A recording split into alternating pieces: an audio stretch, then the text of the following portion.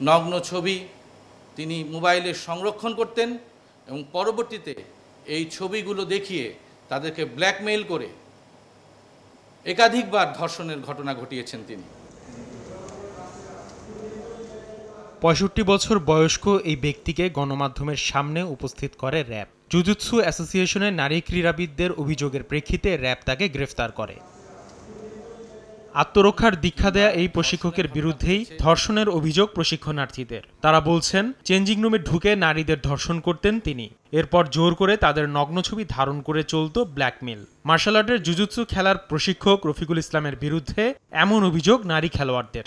সে অত্যন্ত ধূর্ত প্রকৃতির একজন ব্যক্তি। র্যাব জানায়, শুধু চিত্র ধারণ করে ব্ল্যাকমেল নয়, বিদেশ ভ্রমণের প্রলোভন দেখিয়েও দিনের পর দিন নারী ক্রীড়াবিদদের ফাঁদে ফেলতেন রফিকুল। নগ্ন ছবি তিনি মোবাইলে সংরক্ষণ করতেন এবং পরবর্তীতে এই ছবিগুলো দেখিয়ে তাদেরকে ব্ল্যাকমেইল করে একাধিকবার ধর্ষণের ঘটনা ঘটিয়েছেন তিনি।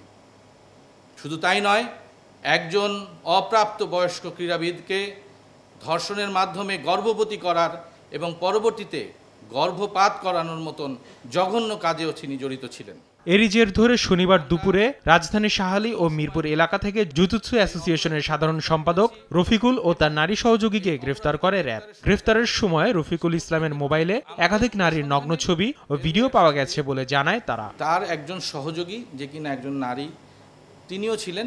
সুতরাং আমাদের যে মামলা হয়েছে, মামলার যে সন্দিগ্ধ অপরাধী যে দুজন, আর তাদেরকেই আমরা গ্রেফতার করেছি। তার মোবাইলে অজস্র ছবি আছে, বিভিন্ন নারীর সাথে যে সে সম্পর্ক করেছে, তার সে ভিডিও ধারণ করেছে, সেই সকল ছবিও আমরা পেয়েছি।